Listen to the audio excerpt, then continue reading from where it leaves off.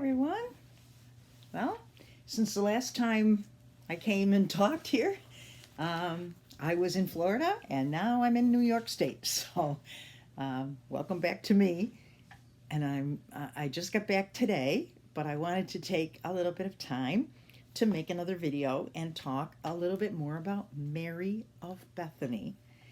And this is part of our series on women who encountered Jesus. And recall that this is not Mary Magdalene. This is not Mary of Clopas. This is not Mary, the mother of Jesus. This is Mary, who's Martha's sister, who lived in the town of Bethany. So we're calling her Mary of Bethany. And she appears in several stories in the Bible. The first one we looked at the last session was when Jesus came to their house. Martha welcomed him, but Mary just sat at his feet and listened to him. She was so intent. She appears to me to be a thinker, a sensitive person who's just entranced with Jesus and really wants to learn more about him. Well, her faith is a little bit tested in the next story because the next story is when her brother Lazarus dies. And this story is in John 11. We've looked at it once before when we looked at Martha. This time we're going to look at it from Mary's perspective. And it starts with the news that Lazarus is sick. This is John 11, verse 1. A man named Lazarus was sick. He lived in Bethany with his sisters, Mary and Martha. This is the Mary who later poured the expensive perfume on the Lord's feet and wiped them with her hair. The gospel writer mentions this because he's connecting a story that he's going to tell later about Mary with the Mary that he's talking about here. And again, there's a lot of Marys. So he's specifying Mary of Bethany because in a later story, we will see Mary doing this. This is the end of verse 2. Her brother Lazarus was sick. So the two sisters, meaning Martha and Mary, sent a message to Jesus telling him, Lord, your dear friend is very sick. But when Jesus heard about it, he said, Lazarus' sickness will not end in death. No, it happened for the glory of God so that the Son of God will receive glory from this. Let's look at that one more time. He's telling why Lazarus died, okay? He's saying it happened for the glory of God, which we get because we know that when Jesus is able to raise Lazarus from the dead, God will get the glory, okay, for that miracle. He wants God to be glorified. And so that the Son of God will receive glory from this. So Jesus also knows that when he does a miracle, that connection between God the Father and God's power and Jesus will be complete. And so the Son of God will also be glorified when Lazarus is resurrected from the dead. And of course, the Son of God, God the Father, God the Son, it's always one God. But Jesus is saying not only will God the Father get the credit, but the Son of God will be glorified, which of course will bring more people to believe in Jesus as the Son of God. And that's the purpose, really, of the miracle. So, although Jesus loved Martha, Mary, and Lazarus, he stayed where he was for the next 2 days. Here again, even despite the fact that he loved Mary, he didn't rush to her side when Lazarus was sick because he had a higher purpose. Even when we pray to God for a particular issue, sometimes he tells us, wait. Sometimes he says yes. Sometimes he says no. But very often he says, wait. And waiting is not easy. It's very hard. I'm sure it was hard for Mary and Martha. They didn't have a choice. But sometimes the waiting is so that the timing will be perfect. And that's what Jesus is doing here. He's waiting 2 days because he wants the timing to be perfect. And he wants everyone to know that Lazarus was really dead. Okay? So he stayed where he was for the next 2 days. And finally, he said to his disciples, let's go back to Judea. In the next few verses, the disciples aren't too happy about that because they think that it's kind of a dangerous place to go, which tells us that things were escalating at this point. The Pharisees and the chief priests were getting more and more upset about Jesus' teaching. And so the disciples objected. Rabbi, they said, only a few days ago, people in Judea were trying to stone you. Are you going to go there again?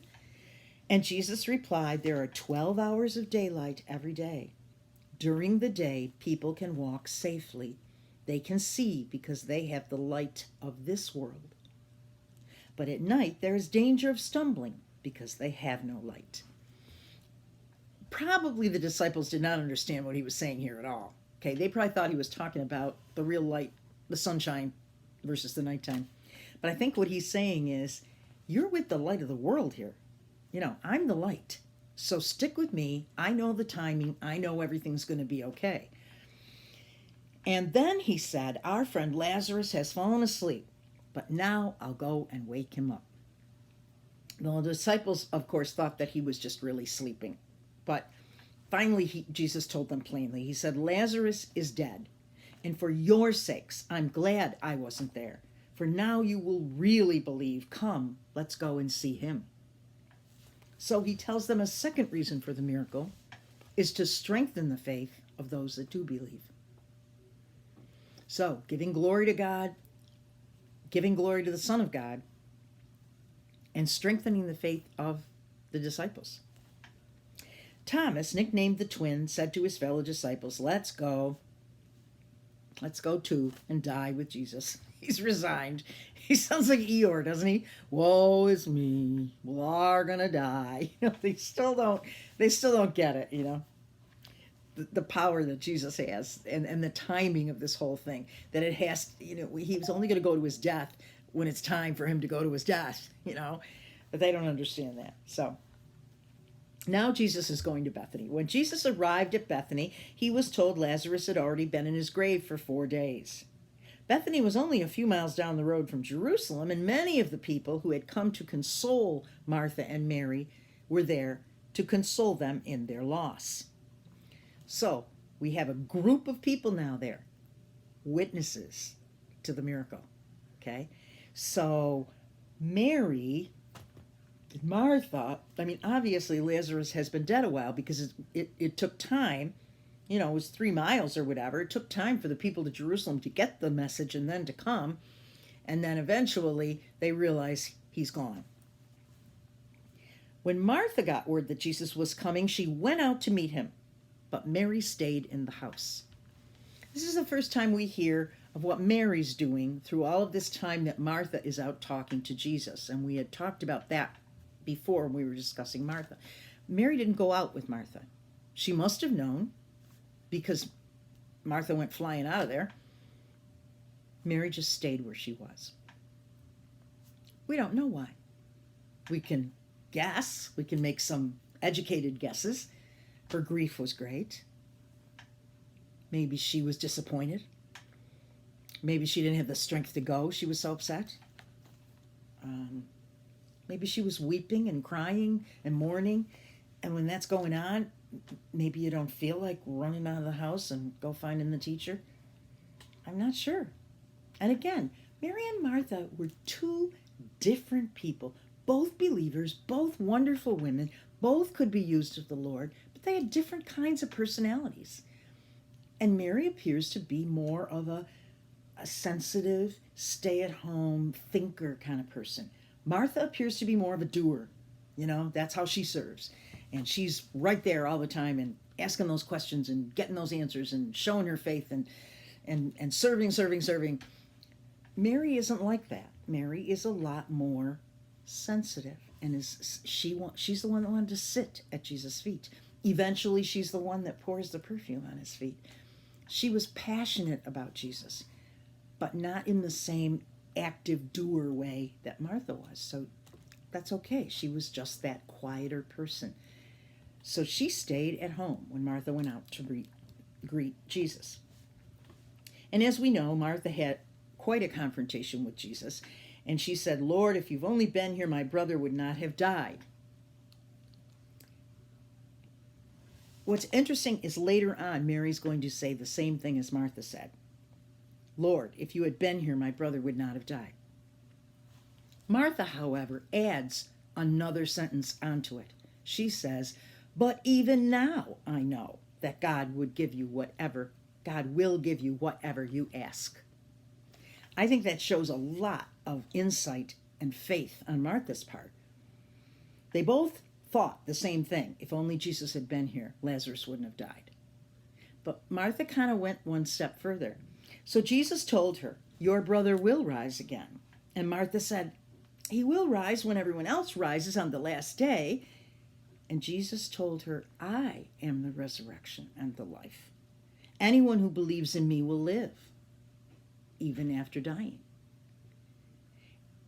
And he says to Martha, do you believe this, Martha? So he reveals to her a great truth because she can hear it. She's ready to hear it at that point. You can tell because she says, even now I know God will give you whatever you ask. So because she has revealed that faith and is ready to hear this, Jesus gives her this wonderful, wonderful teaching, this word of hope. I am the resurrection and the life. It's super deep, super important stuff that he gives her. And so she responds in kind. Yes, Lord, she told him, I have always believed you are the Messiah, the Son of God, the one who has come into the world from God. So obviously, Martha knows who Jesus is, Son of Man, Son of God. And at that point, it just says, then she returned to her sister Mary. So she called Mary aside from the mourners and told her, the teacher is here and wants to see you. So Mary immediately went to him. Martha doesn't make a fuss in front of everybody. She doesn't call Mary out on the fact that I went to see Jesus and you didn't come with me. Where were you? She doesn't say that. She just said, Jesus wants to talk to you. That must have really affected Mary because she jumped up and out she went, okay? Because the mourners didn't even know where she went. It says Jesus had stayed outside the village at the place where Martha met him. When the people who were at the house consoling Mary saw her leaving so hastily, they assumed she was going to Lazarus' grave to weep. So they followed her. This is what makes me think that Mary was too upset to leave the house, is that it says here that the mourners were there with her, grieving with her, weeping with her, consoling her in her grief. So she was far too upset. But the minute she found out that Jesus wanted to see her, that changed everything. Off she went. And the mourners followed her. When Mary arrived and saw Jesus, she fell at his feet. You see how passionate she is? You know, she does everything right from the heart. You know, right from the heart. I mean, when Martha went there, it doesn't say that she did that. She just says she went out to meet him. So it doesn't say she like fell at his feet. Mary is all about feelings and emotions. She is a passionate person, always thinking, very sensitive, fell at his feet. And she says to him when she falls at his feet, she said, Lord, if you only had been here, my brother would not have died. So she says the same thing Martha had said. I think they must have talked about this. If Jesus had been here, I mean, Lazarus wouldn't be dead. You know, he would have healed him, you know, because they know Jesus can heal. They've seen him do miracles. So they both know that if he had been there, Lazarus wouldn't have died. But she does not add any other words of faith after that. Well, Jesus saw her weeping and saw the other people wailing with her, and a deep anger welled up within him, and he was deeply troubled. I think that's fascinating because when he saw Martha and she said the things to him, it doesn't say that he was upset or troubled or angry. It says he tried to show her that there was more to this story. And I think that's because Martha was open to that and ready to hear that. Mary isn't. She's far too upset. When our emotions are taking over, we almost can't even think straight, you know? And that's the point at which Martha is. And so he was angry. What do you think he was angry about? You know, I thought a lot about this. He could be angry at their unbelief, I guess, but I don't think so, because it says he was deeply troubled, troubled in his soul. Other versions of this say troubled in his soul, or they'll say vehemently agitated, very indignant. I think he's looking at what sin and death has done to the world and how he loves us, and he doesn't want us to have to go through this. Whatever sin has brought into the world is nasty, and it didn't have to be this way. And I think that's that righteous indignation that wells up inside him, like, these are the people I love, and they're suffering, and all because of sin in the world. I think he's upset about that, and he's feeling their emotion. He's definitely feeling their emotion.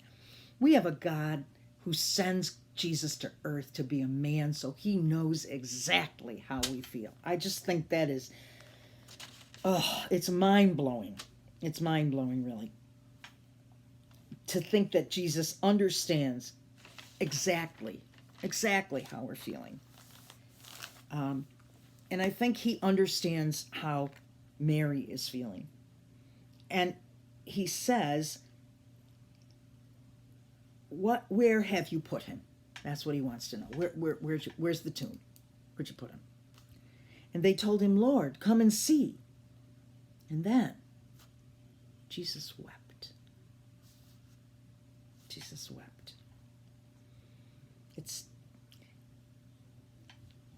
It hurts me to think of him crying. That's how moved he was. That's how much he is a part of what that's how much he understands what we go through, And that is very interesting also, because at this time, the people of that time were influenced more by the Greeks and the Romans, okay? And what kind of gods did they have? We don't have, we have, myths and all of that. For the most part, the gods that were believed in at the time were very distant from the world. They almost played around with the world in a way. And they did not have emotions. They weren't like, compassionate and sad and loving and all of that. They were very much more distant than that.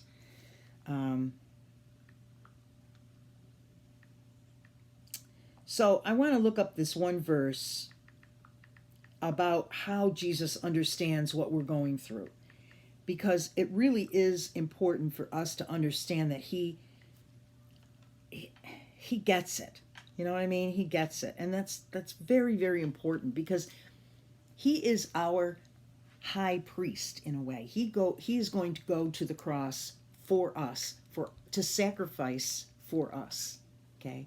And he's not going to do it dispassionately. He's not going to do it without thinking. Listen to what Hebrews 4:15 says.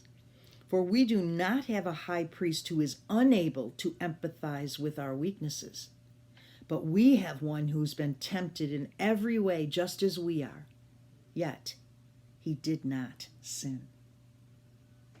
So Jesus is going to give his life, and he's going to intercede for us, for our sin.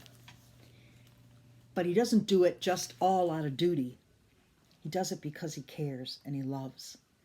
And that's why he wept when he saw Mary weeping, because he loved her.